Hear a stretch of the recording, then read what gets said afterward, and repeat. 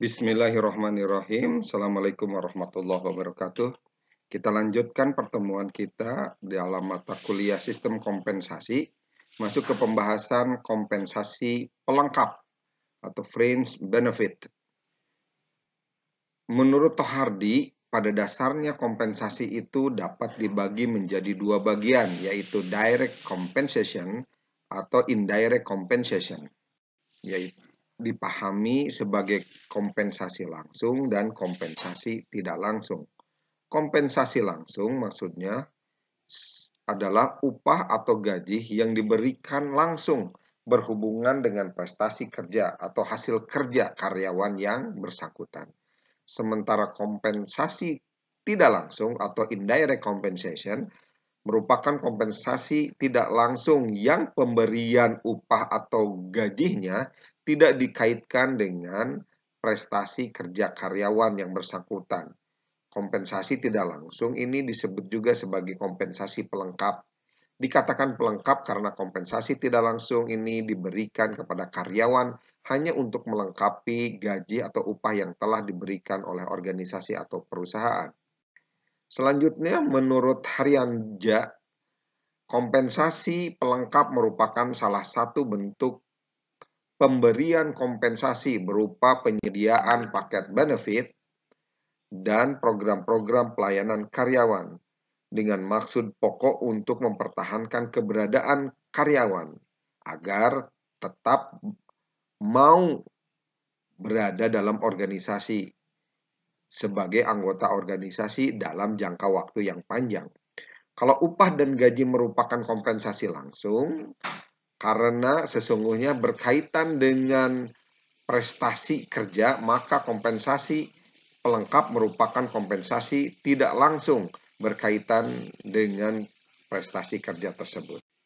Dengan kata lain, kompensasi pelengkap adalah upaya penciptaan kondisi dan lingkungan kerja yang menyenangkan dan tidak secara langsung berkaitan dengan prestasi kerja. Saat ini kompensasi pelengkap berkembang pesat, terutama hal ini dikarenakan adanya perubahan sikap karyawan, berbagai tuntutan serikat pekerja, dan persaingan yang memaksa perusahaan untuk menyediakan benefit yang menarik dan menjaga karyawannya agar tetap bertahan mau bekerja. Lalu juga hal ini dikarenakan persyaratan-persyaratan yang telah ditetapkan oleh pemerintah mengenai kelayakan kompensasi.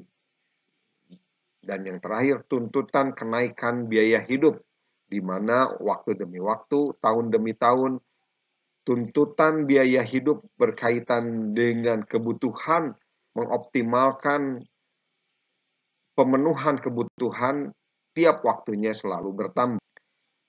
Kompensasi pelengkap meliputi hal-hal yang berkaitan dengan pertama, pensiun, pesangon, tunjangan kesehatan, juga asuransi kerja.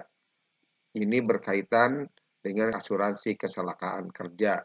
Jika dalam melaksanakan tugasnya terjadi hal-hal yang tidak diinginkan yang menyangkut keselamatan kerja karyawan atau kompensasi pelengkap juga merupakan pelayanan yang meliputi tentang misalkan majalah atau berkaitan dengan keterbukaan informasi, sarana olahraga yang menjaga atau memastikan kesehatan dan vitalitas seluruh pegawai, perayaan hari raya, dan program-program sosial lainnya yang mendukung rasa nyaman karyawan dalam perusahaan.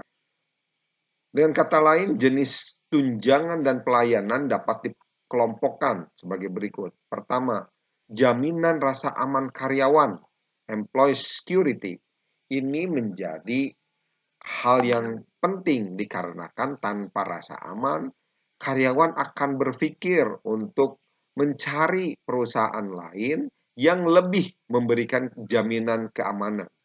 Yang kedua, gaji dan upah yang dibayar pada saat karyawan tidak bekerja atau diistilahkan pay for time not work, di saat dia sakit, di saat dia memiliki kebutuhan untuk melaksanakan tugas lainnya selain sebagai karyawan di keluarga atau di tempat lain, atau ada hal-hal yang memungkinkan dia tidak bekerja tetapi perusahaan masih memastikan dia dapat upah.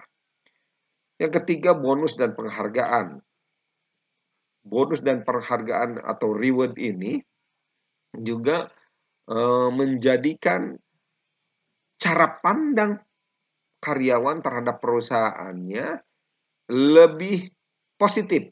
Artinya ada waktu-waktu atau harapan-harapan yang memungkinkan karyawan mendapatkan masukan finansial untuk memenuhi kebutuhan di luar kebutuhan yang ditutup oleh gaji atau upah. Yang keempat, program pelayanan, berbagai pelayanan kesehatan, ataupun tadi sebut asuransi, atau mungkin juga pelayanan pendidikan ini menjadi jenis tunjangan lain dari yang disebut kompensasi tidak langsung. Beberapa keuntungan atau manfaat yang didapat organisasi dengan pemberian kompensasi pelengkap pada karyawannya, yaitu peningkatan semangat kerja dan kesetiaan. Lalu penurunan turnover dari karyawan, juga penurunan absensi ketidakhadiran. Yang ketiga, pengurangan kelelahan diakibatkan tekanan kerja. Yang keempat, pengurangan pengaruh serikat pekerja atau buruh. Apapun ceritanya pengaruh serikat buruh, kalau karyawan merasa nyaman dengan berbagai kompensasi pelengkap, tentunya ini tidak akan berpengaruh. Lalu yang kelima, hubungan masyarakat yang lebih baik.